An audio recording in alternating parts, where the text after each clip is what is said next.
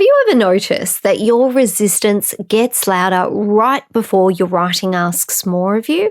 You're close to a breakthrough scene, the end of your manuscript might be finally in sight, or you're a published author starting the next book with ideas in your head and a deadline on the calendar, but somehow opening that blank document feels impossible. And then the spiral starts. Why can't I just write this? Why is this so hard? Shouldn't I be past this by now? But what if your resistance is actually pointing to the exact place your next breakthrough is waiting? In today's episode, we're talking about why resistance often spikes right before the next big shift in your writing, whether that's beginning again, finishing your book, or writing the chapter you've been avoiding, and how to move through it without forcing, shaming, or abandoning yourself. So let's dive in.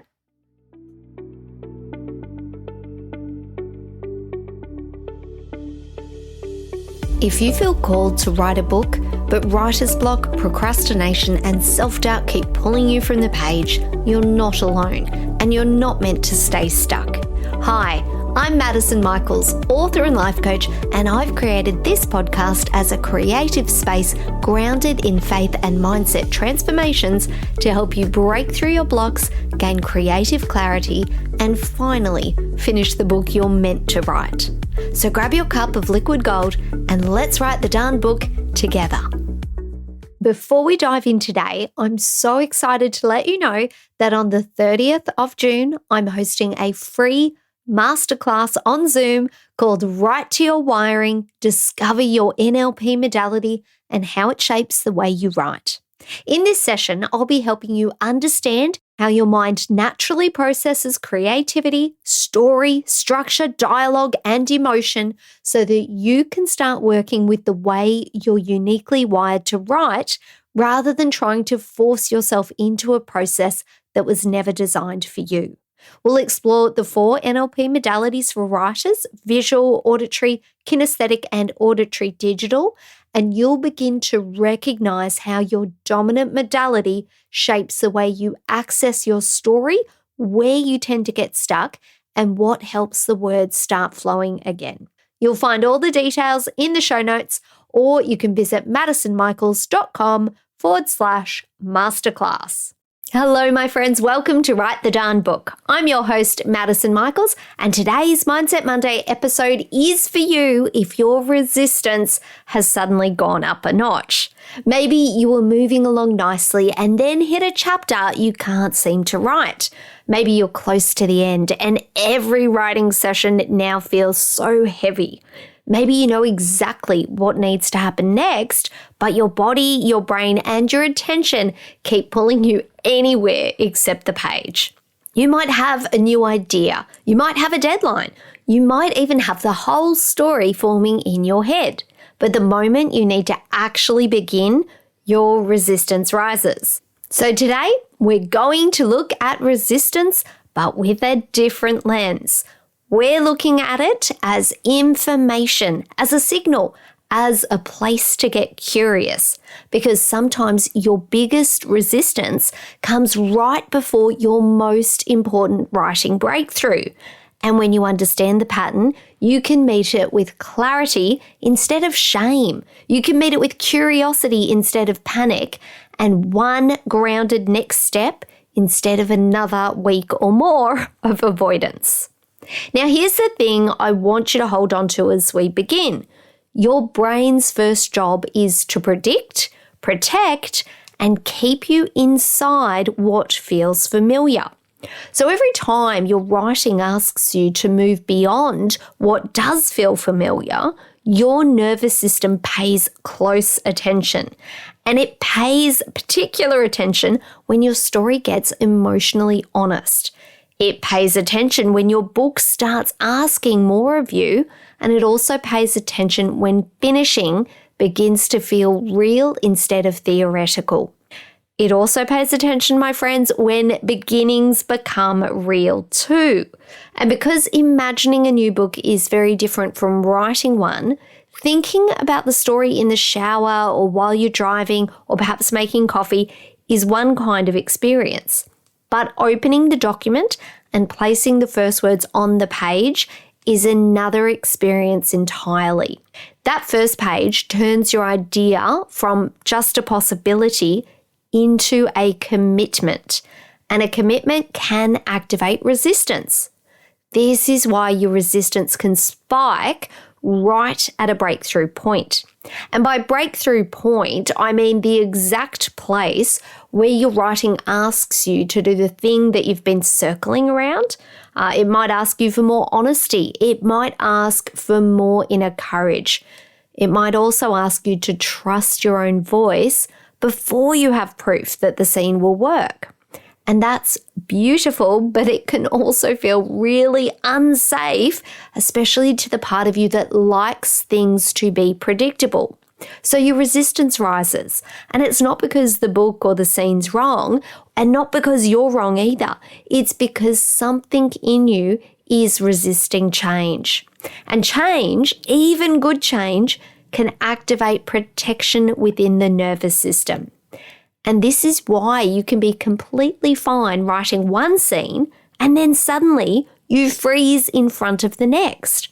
The next scene might not be technically harder, the sentences might not be more complicated, and the structure might not be any more complex than what you've already written, but emotionally or creatively or identity-wise, the scene might matter more. It might be the scene where your character tells the truth.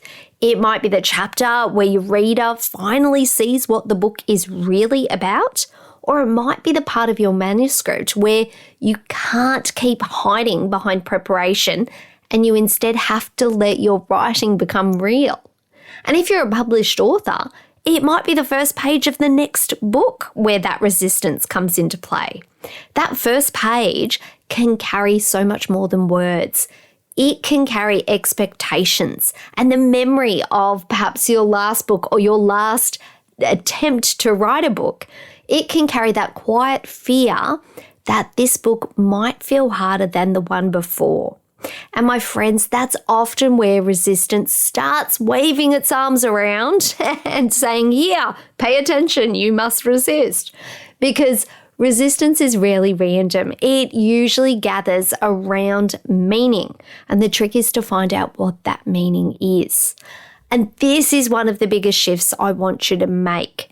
Instead of seeing resistance as a wall, start seeing it as a marker. Start asking, why here? Why this chapter?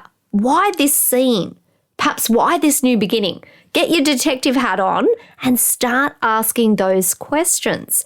Because very often the place where your resistance is strongest is the exact place where your breakthrough is waiting.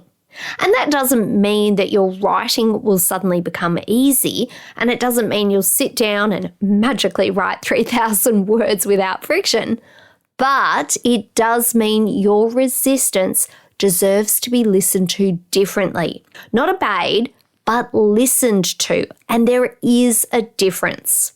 When you obey resistance, you close your laptop. When you listen to resistance, you get curious about what it's trying to protect. And when you listen with steadiness, you can often find the doorway hidden inside it. And that is the work we're doing today. Now, I want to talk about the kind of resistance that shows up when the writing starts to matter. Because this doesn't only happen to published authors, and it doesn't only happen at the end of a manuscript. It often actually happens at any stage of the book, depending on where you're at and what's going on with you internally. It can literally happen the very first time you sit down to write the book that you've been carrying around inside you for years. You might open up your laptop, you create the manuscript document, you type the title, or maybe you don't even get that far. And suddenly, the idea that felt so alive in your head starts to feel strangely far away. You might have been thinking about this book in the shower, in the car, making your coffee just as you're falling asleep, and you might know the characters or the content really well. And you probably feel that deep pull inside you that says this book matters. But then the moment you sit down to actually write it, something changes. The page looks way too blank, or the words feel too small, or perhaps even the story feels way too big. And all at once, you're not just writing a book anymore, you're facing the possibility that this dream could become real.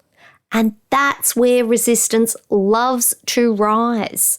Because while the book lives in your head, it's still safe. It can still be perfect. It can still be everything you imagined it might become. But the moment you start putting words on the page, the book starts to take shape. It becomes messy and complicated. It becomes something you have to meet and keep showing up for. And that can feel vulnerable, especially if this is your first book. So if you're sitting there thinking, why am I resisting something I want so badly? I want you to know this. That doesn't mean that you don't want to write this book. It might mean that you want it so much that beginning it feels so very loaded. And that same pattern can happen later in the manuscript too. You might be halfway through the book and suddenly you find yourself avoiding the scene where the emotional truth comes out. You might know exactly what needs to happen next, but every time you get close to writing it, your body gets heavy, your attention scatters, and your brain starts offering you very convincing reasons to do something else first. I've been there. I've had chapters where I knew what happened, where the character was, what had to be revealed, and I knew why the scene mattered. And that was actually the problem. The scene mattered. It was one of those scenes where the story stopped letting me skim along the surface, and I had to reach a place where the character had to be emotionally honest. And because I write from such a deep place of connection with my characters, that meant I had to be emotionally honest too. And I avoided it because at the time I didn't understand that. So I fussed around the edges. I reread the chapter before it. I convinced myself I needed to go back and check the plot and the outline. I found tiny sentences to polish that absolutely didn't need polishing. And I kept telling myself I was still working on the book because technically, yes, the document was open and I was changing things around in it. But I wasn't writing that chapter. Every time I got near it, I felt this heaviness in my chest. It wasn't huge or dramatic, but it was just enough that it felt uncomfortable and I'd drift away. Enough that I thought, I'll come back to this tomorrow when I have more energy or I'm prepared to actually open it up and dive in. And tomorrow became another tomorrow. And eventually, I had to stop pretending that the problem was time because I had time. I had the scene, I had the ability. What I didn't have yet was the willingness to feel what the chapter was asking me to feel. And that was the breakthrough point. The moment I stopped asking, why can't I write this? And instead I started asking, why does this chapter feel unsafe? The whole thing changed. Not instantly, but honestly. I realized the chapter was asking me to write a truth that I'd been circling around for half the book, and it was asking me to let the character stop performing and actually be vulnerable. It was asking me to stop managing the scene, or perhaps micromanaging it, and let the emotional truth come through. And once I recognized that, the resistance made sense. And it wasn't a stop sign, it was a signal. The resistance was pointing directly at the chapter's heart. And this is the thread that connects all of it. Whether you're starting your first book or returning to a manuscript you might have abandoned, or you're facing a chapter that you keep avoiding, the resistance is often strongest where the writing is asking something real from you. It's asking you to begin before you feel ready. It could be also asking you to tell the truth instead of circling around it. And it can be asking you to keep going when the book isn't just an idea anymore, but it's something you're actively becoming responsible for. So I didn't try to force myself into a massive writing session. I made the next step smaller. I opened the document and wrote one rough paragraph. Not a perfect paragraph and not a polished one either. Just one honest paragraph that moved towards the thing I'd been avoiding in the scene. And once I wrote that paragraph, the next one came, then the next. And what came after that chapter was a shift in the whole manuscript.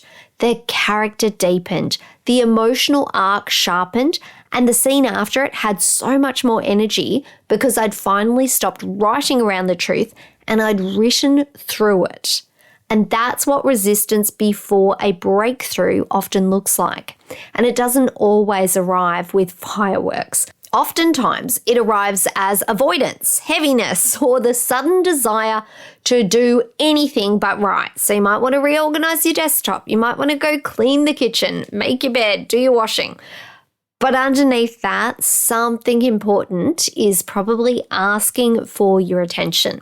And when you recognize that, you can stop interpreting your resistance as a failure, and instead you can start seeing it as the place that your writing is asking you to listen more closely and to trust yourself more deeply and to take that next honest step.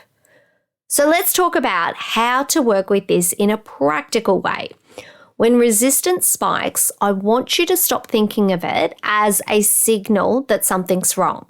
So it's not a moral judgment and it's not a verdict on your talent. It's a map. And that map has 3 parts. The first part is your resistance point. And this is the exact place where you keep pulling away. Not the vague idea of the whole book feeling hard, but the precise location. Is it one scene or is it a final chapter? Is it the first page of your next book? Specificity matters here because vague resistance feels enormous, but specific resistance becomes workable. So instead of saying, I'm blocked for this whole book, you might say, I'm avoiding this specific scene where my protagonist admits what she wants. Instead of saying, I can't finish, you might say, I'm resisting that final part of the book because finishing means I'll have to decide what happens next, or my book might get judged. And if you're starting a new book, instead of saying, I don't know why I can't write this book, you might say, I'm resisting the first page because beginning makes this book real and it's a lot of work. Can you feel the difference? The second part of the signal map is the protection question. Once you've found the resistance point, then ask this, what might this resistance be trying to protect me from? And this is where we stop shaming the resistance part of you and we start working with it. Because most resistance has a protective intention. It might be trying to protect you from criticism or to protect you from disappointment.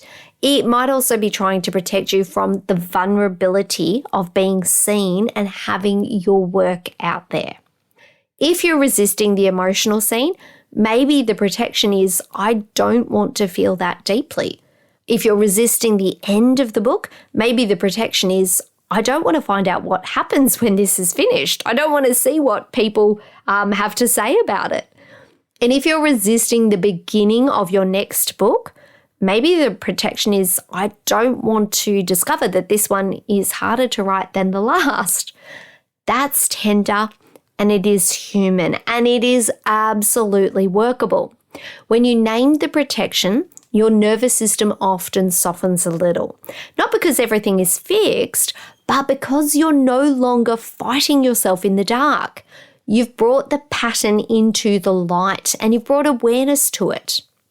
Now, the third part is the through move. And this is the smallest action that moves you through the resistance instead of around it. Notice I said smallest, and this is important. When resistance is high, a giant writing target can make the threat response that you feel so much louder. Your brain hears, write the entire chapter today, and your protective system goes, absolutely not. But if your through move is small enough, your nervous system has less to argue with. Now, a through move might be writing one rough paragraph like I did, or it could be opening the scene and writing the line that your character doesn't want to say, or it could be setting a timer for 5 minutes and just staying with the document even if the words are clumsy and really messy. If your resistance is showing up at the beginning of a new book, your through move might be even gentler. Perhaps write the first imperfect sentence. You open a document and you write a messy conversation perhaps between the characters, or you could draft a note to yourself that begins with, "This book might be about," and just brainstorm it. Because when you're starting again, the breakthrough isn't always a polished first chapter.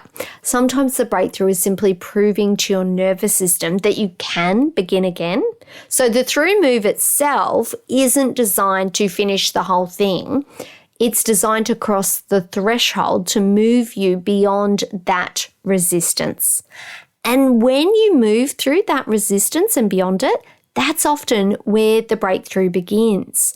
You're not trying to overpower the resistance. You're showing your nervous system that you can take one honest step and remain safe. This is where the Write the Darn Book approach is different from generic advice that just says push through, because we're not forcing and we are not shaming, nor are we pretending that your fear is silly. We're acknowledging that resistance has intelligence. Then we're choosing not to let it drive the car. That is self-trust. Now, there's another layer I want to name here because this pattern often intensifies when you're close to finishing a book. Writer's block before finishing is so incredibly common. And again, it isn't random. Finishing changes your relationship with your book. While your manuscript is sitting there unfinished, it still exists in a protected space. It's still yours. It's still full of possibility. But once you finish, something shifts. The book becomes real. You can revise it. You can share it. You can start submitting it. And you can choose what happens next. That reality can be so exciting, but it can also be so frightening at the same time. This is why you might get strangely blocked near the end. You might have written thousands of words already. You might know the final scenes. You might be closer than you've ever been to the finish line. Then suddenly the resistance spikes. The unfinished book has become familiar, but the finished book is unknown. And your brain, bless it, often prefers familiar discomfort over unknown possibility. So if you are near the end and you're suddenly finding it harder to sit down, please hear me. This doesn't mean you can't finish. It might simply mean that finishing matters more than you realized. And your resistance is not proof that you should stop. It might be proof that you're standing at the exact point where you become someone who completes the book. And that identity shift can feel huge because finishing a book is never just about the manuscript. It's about becoming the person who finished it. It's about holding evidence that you followed through. And it's about seeing yourself differently. And for many writers, that is the real breakthrough point. Not the chapter, it's the identity. And the same is true at the beginning of a new book. A new book is a new relationship. You're meeting the characters, the rhythm of the book, the central message and themes of your story. So even if the idea's been living in your head for months, the moment you put words on the page, the book becomes real. And real can feel vulnerable. This is why you might feel more resistance starting the next book than you did actually finishing the last one. Finishing asks you to complete. Beginning asks you to trust before there's evidence. You have to trust the idea before it has shape. Trust the voice before it's settled. And you have to trust yourself before the manuscript has proven itself. That's a breakthrough point too. So if you're staring at the first blank page of a new book, especially after time away, I want you to stop making that resistance mean you're failing. Instead, ask, what does beginning this book represent? Maybe it represents stepping back into your author identity. Maybe it represents proving to yourself that the last book you wrote wasn't a fluke. Maybe it's about representing to yourself that moving from the safety of imagining the story into the vulnerability of actually writing it is okay. And when you understand that, the resistance becomes less mysterious. It's not just about starting chapter 1. It's about crossing from an idea into embodiment. So when resistance spikes, ask yourself, who would I become if I wrote this? What would become possible if I finished this scene? What evidence would I have about myself if I began this book today? Those are powerful questions. Not comfortable questions, but powerful ones, because they move you out of a shame spiral and into awareness. And awareness gives you choice. So the next time you feel that spike of writing resistance, pause before you make it mean something terrible. Instead of saying, I'm blocked again, try, I might be standing right at the place where the next shift is ready to happen. That sentence alone changes the state. It gives your mind a different frame and your body a little more room. It also gives the writer in you a chance to stay present rather than disappear into avoidance. Then use the map. Name the resistance point, ask what it's protecting, and choose one through move. And that's enough for today. Not because your book only deserves 5 minutes, and not because your dream is small, but because sometimes the way through resistance isn't to demand more of yourself. Sometimes the way through is to make the next step safe enough to take. And once you take it, the next one often appears. This is why I say so often that resistance isn't a stop sign. It's a message showing you what matters. Your job isn't to become a writer who never feels resistance. I'm telling you that writer doesn't exist. Your job is to become a writer who knows how to read the signal and keep moving with compassion, steadiness, and trust. So here's your invitation for this week. I want you to identify the place where your resistance is highest right now. Be precise, name the chapter or the scene or perhaps the decision or the part of your writing process that keeps making you pull away.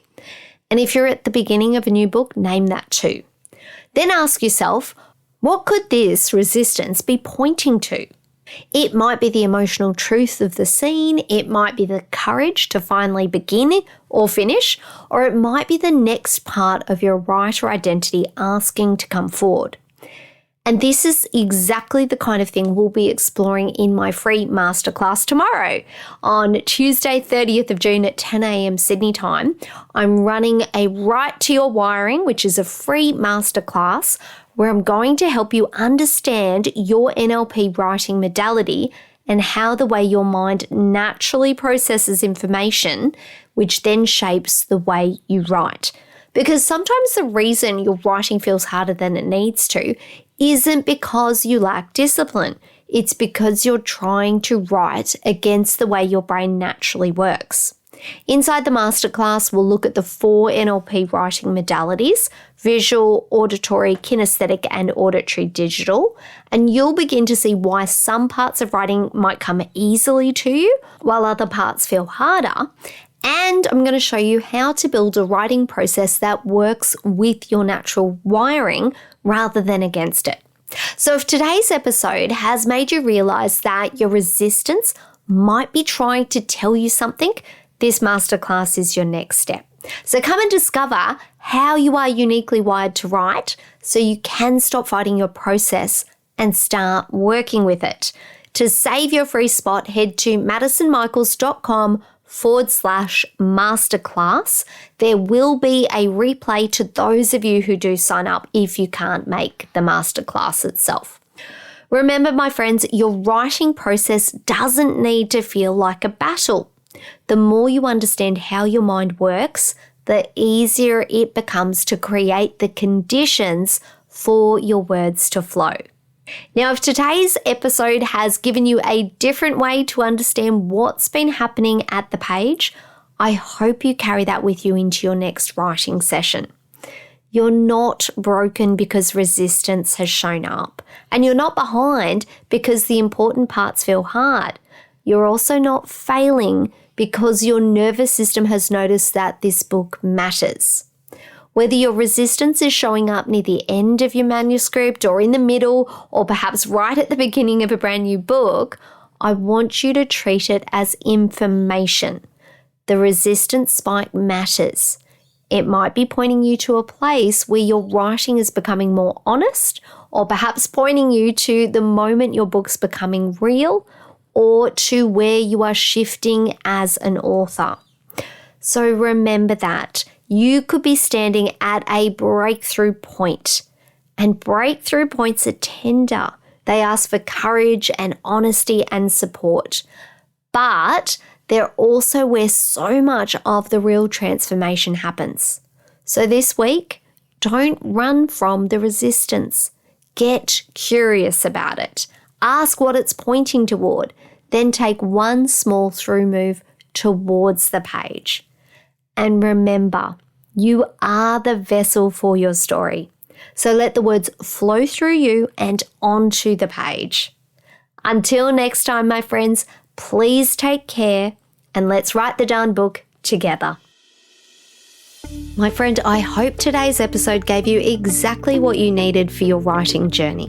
And if it did, would you take 30 seconds to share it with another writer who's struggling to start or finish their book?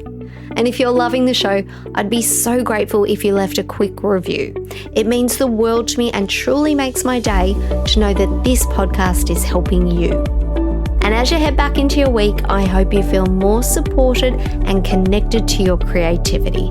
And remember, you're a vessel for the story. So let the words flow through you and onto the page. All right, I'm off to refill my cup of liquid gold and go and do a little writing of my own. Take care, and I'll meet you back here in the next episode of Write the Darn Book.